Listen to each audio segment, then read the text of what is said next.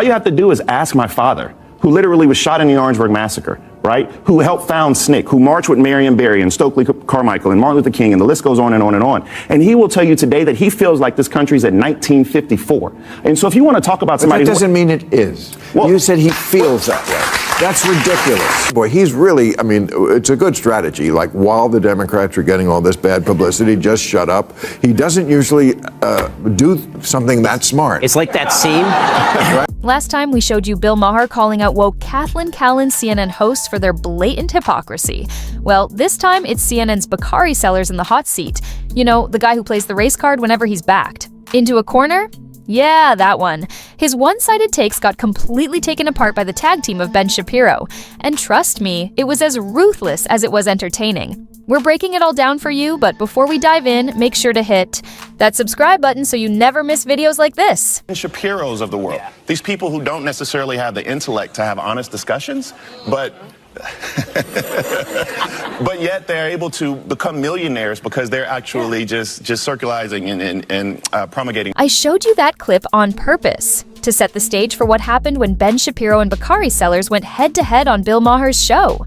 In the clip you just watched, Sellers takes a jab at Shapiro's intellect because apparently the award-winning Daily Wire host doesn't meet his so-called high intellectual standards. Bold move, but when he finally faced off with Shapiro on Maher's show, let's just say the audience quickly realized who was actually running low on brain cells.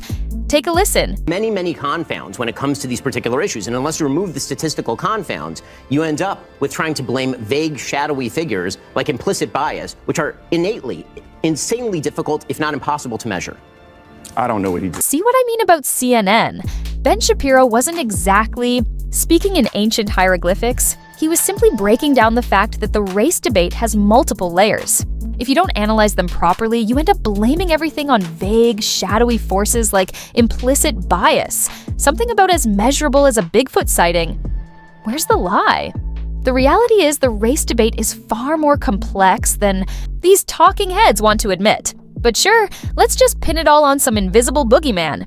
And yet, despite completely missing the point, Sellers still had the nerve to take jabs at Shapiro. Well, let's see how he held up when Bill Maher decided to step in. Watch this. Well, all you have to do is ask my father, who literally was shot in the Orangeburg Massacre, right? Who helped found SNCC, who marched with Marion Barry and Stokely Carmichael and Martin Luther King, and the list goes on and on and on. And he will tell you today that he feels like this country's at 1954. And so if you want to talk about somebody... But that doesn't mean it is. Well, you said he feels that way. That's ridiculous. It is. But exactly. Ben Shapiro was simply arguing that we should focus on the real issues of racism instead of getting lost in emotions. Because, let's be honest, feelings don't always reflect reality. Just because Bakari Sellers' father feels like America has regressed to the 1960s doesn't magically make it true. And credit where it's due, Bill Maher actually called that out. But am I surprised? Not in the slightest. The woke mob has always prioritized emotions over facts and statistical data. Case in point, these are the same people who insist that you are whatever you feel you are. So if a black man suddenly feels like he's a white woman, well, congratulations, he's apparently a white woman now. That's the kind of nonsense they push. It's not about truth or logic, it's about advancing a narrative, no matter how detached from reality it is. And the moment you dare challenge it, you're labeled as hateful, ignorant, or worse. Meanwhile, the rest of us are just sitting here wondering, when did common sense become offensive? I think the ridiculous notion is for either one of you all to have the audacity to believe that you understand what the experience is to be. I have to object to that. But you just said I cannot talk about it because I am not part of a group. I am a sentient human being. You're right. There's two ways you cannot understand something. One is to be too far from it. We're too far from it. We can't see like you can. One is to be too close to something. And then sometimes you can't see it accurately either. Bill Maher. The idea that you can't talk about racism unless you're a direct victim is absolutely ridiculous. By that logic, no one could discuss poverty unless they've been homeless or debate crime unless they've been mugged. And maybe, just maybe, the so-called victims aren't always the most objective voices either. Being emotionally invested in an issue doesn't automatically make you right. That's just common sense. Every group has its own biases, which is exactly why open discussion is necessary to find common ground. But do race hustlers like Bakari Sellers, Joy Reid, and Sunny Hostin want that? Of course not. They thrive on division. Instead of fostering honest conversations, they push race-baiting tactics that fuel resentment and keep people locked in a victimhood mentality.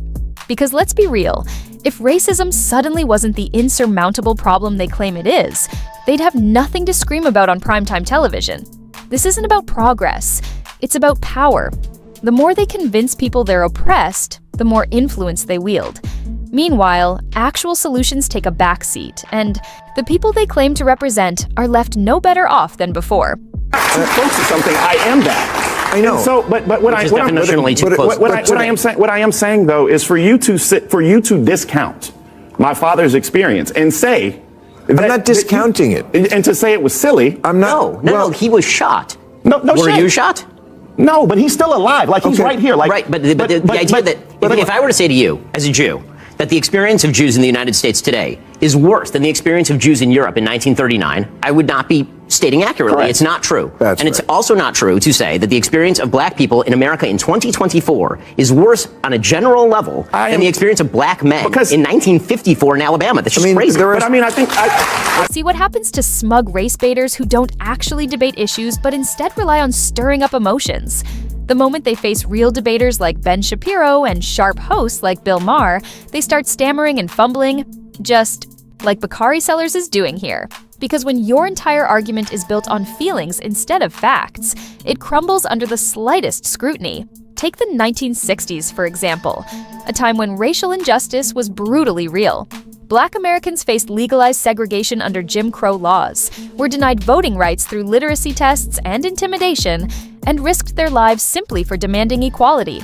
Just look at the Selma March, where peaceful protesters were beaten by police. Now fast forward to 2025. Black Americans hold high-ranking positions in government, business, and media. Laws explicitly banning racial discrimination exist, and diversity initiatives ensure representation in almost every sector. Is racism completely gone? No. But is it anything like the 1960s? Not even close. Yet people like Sellers act as if nothing has changed, recycling the same tired oppression narrative to maintain their influence. Because let's be real, if progress was openly acknowledged, what would they even talk about? He's really, I mean, it's a good strategy. Like, while the Democrats are getting all this bad publicity, just shut up. He doesn't usually do something that smart. It's like that scene. This perfectly sums up Bakari Sellers. At this point, he's just talking in circles. No one is saying that life is all sunshine and rainbows. For Black and minority communities, there are still real injustices that need to be addressed, racism included. But to claim that America has somehow regressed to the 1960s, that's as absurd as a velociraptor learning to open a door in Jurassic Park. Terrifyingly dumb and completely unrealistic. But here's what many people miss. Sellers' entire career is built on playing the victim, just like Sunny Hostin and Don Lemon. Their influence depends on convincing people that nothing has improved, that oppression is as rampant as ever, and that they alone are the voices of the struggle. The moment someone challenges that narrative, especially with facts, they see it as a direct attack on their relevance. Because let's be real, if racial progress were openly acknowledged, what would these people even talk about? They'd lose their TV slots, their book deals, and their carefully crafted image as truth tellers. So, when someone like Ben Shapiro comes along and dismantles their argument, they don't just debate, they lash out. Because the real threat isn't racism disappearing, it's people realizing it's not 1965 anymore. What about the conversations you and I have had, Whoopi, so many times, about the co-opting of the word woke? And the fact that the right somehow has made it a dirty word. To be woke is a word that came out of the African American community, and it was about acknowledging social justice inequities, acknowledging people suffering. It is not a bad thing to care about other people, to care about the sufferings of others, and to act upon it. And so it angers me when people are like, this woke stuff has got to go. that's telling me that you don't care about my lived experience. You don't care about the oppression of the LGBTQ community. You don't care about the oppression of the disabled. You don't care about the oppression of immigrants. You don't care about your fellow neighbor. And that is ungodly. That is not Christian. Listening to these race hustlers speak is downright exhausting.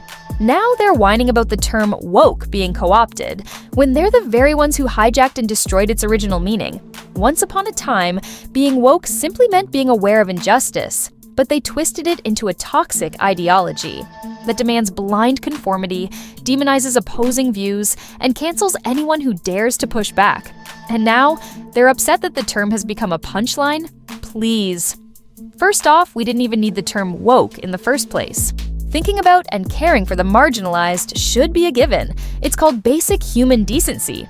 No catchy buzzword required. But of course, that's not good enough for the woke mob. They don't just want awareness, they want control. And what's with their obsession with dragging Christianity into every debate, as if it's the only religion that speaks about justice and compassion? It's clear why they do it. Christianity is an easy target, low-hanging fruit they can attack, at whim without consequences. They wouldn't dare go after certain other religions with the same energy. Funny how that works. When you say woke, it's become, and I make fun of it too, because it's become an eye roll in many ways. If woke, I assume at a certain moment, and it wasn't that long ago before we didn't have the term. I only heard it, I don't know what it was, 3-4 years ago? 5 years ago at most, when we heard the term woke, and it was like alert to injustice. I'm like, okay, I'm down with that. I always have been. I hope people still understand that about me. But yes, it became sort of a byword for a lot of this goof. Exactly, Maher. Pure goofiness. Stuff that defies common sense at every level. That's why we have race hustlers like Bakari sellers still, peddling oppression narratives, even though Black Americans today have more opportunities, rights, and representation than ever before. They know full well that life for Black Americans in 2025 is nothing like it was in the 1960s, but admitting that would ruin their grift. And let's not forget the other brand of nonsense they push, like allowing biological men to compete against women in sports and use their bathrooms, because apparently fairness and biology no longer matter, as long as it fits the woke agenda. Women train their whole lives for a shot at victory, only to lose to men who identify as female, but still carry all the biological advantages. And we're just supposed to clap and celebrate this as progress? This isn't about equality anymore. It's about pushing radical ideologies that make no sense, even when reality smacks them in the face. But the moment you call it out, they label you a bigot. Because when facts aren't on their side, silencing the opposition is their only strategy. And that brings us to the end of today's video. Thanks for watching, and I'll see you in the next one.